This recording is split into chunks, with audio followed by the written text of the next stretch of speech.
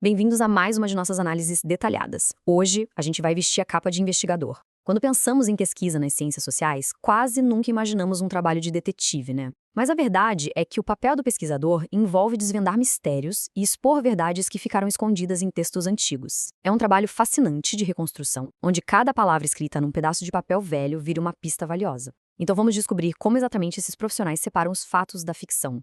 Sabe, toda investigação rigorosa precisa de um manual de procedimentos impecável. E a nossa base hoje está todinha ancorada em metodologias formais de pesquisa qualitativa.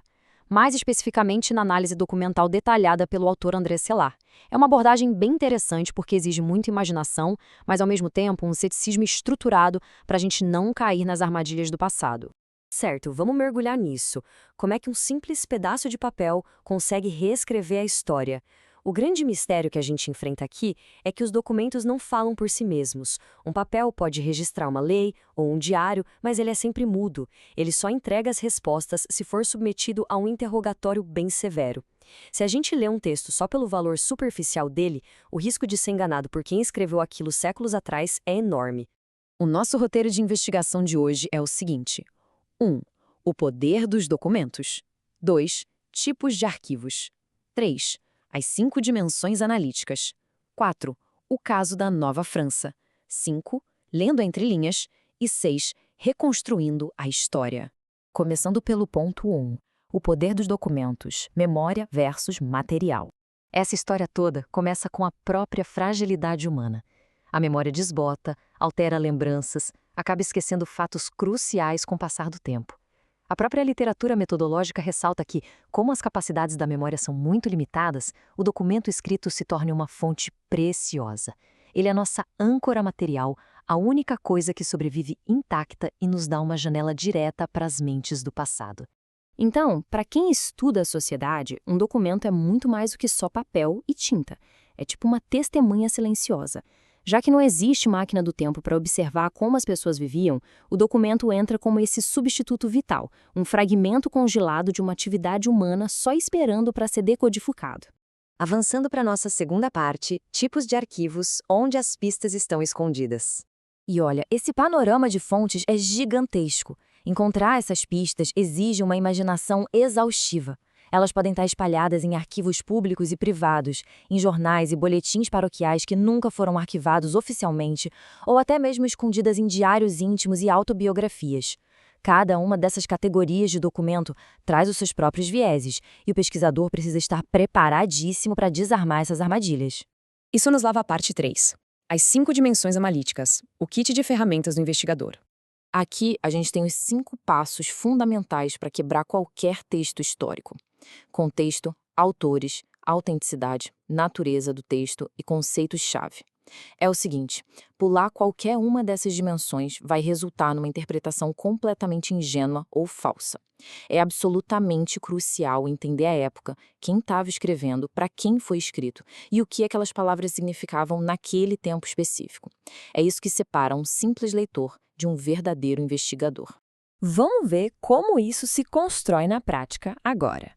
Seção 4. O caso da Nova França. Um mistério do século XVII. Imagina o seguinte cenário. Década de 1670.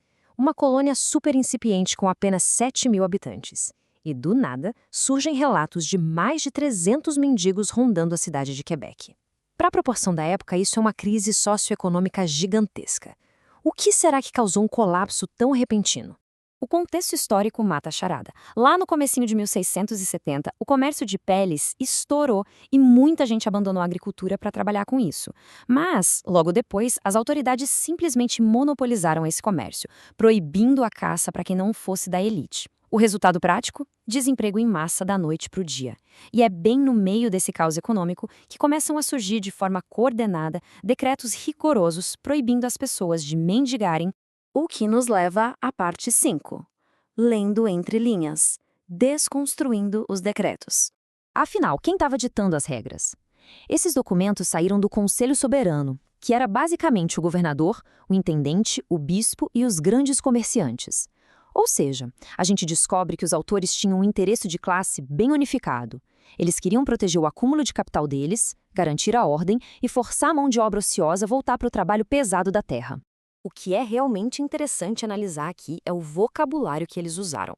Os decretos culpam as pessoas que estavam passando fome não pelo colapso do mercado, mas sim por indolência e por levarem uma vida ociosa. Jogando a culpa na moralidade, os autores do documento criminalizaram a pobreza e tiraram o corpo fora da responsabilidade que eles mesmos tinham na crise.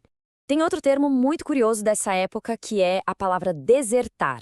Lendo isso hoje, a gente pensa logo num soldado fugindo do exército, certo? Mas no vocabulário específico do século XVII na Nova França, desertar significava abandonar as terras agrícolas desmatadas e ir para as florestas em busca de lucro rápido com as peles.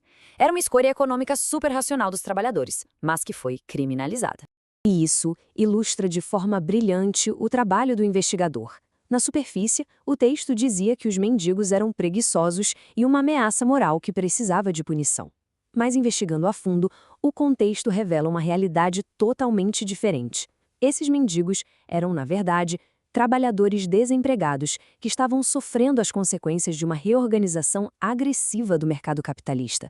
Chegando na nossa última etapa, a parte 6, reconstruindo a história, da desconstrução a novas verdades.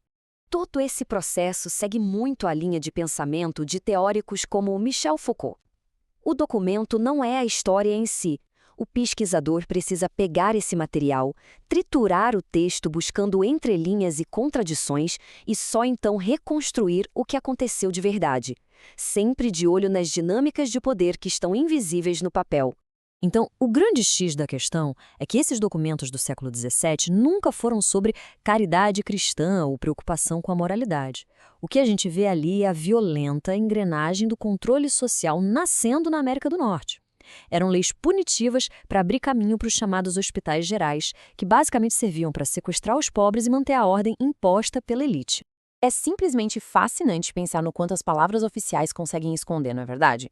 Quando aplicamos as ferramentas certas, transformamos um simples pedaço de papel num mapa sobre sistemas de poder que moldam a nossa sociedade até hoje. Isso deixa uma pergunta muito provocativa para a gente encerrar. Ao olhar para os discursos oficiais e documentos que nos cercam hoje em dia, que outras verdades estão ali, escondidas em plena vista, só esperando a lente investigativa correta para serem descobertas?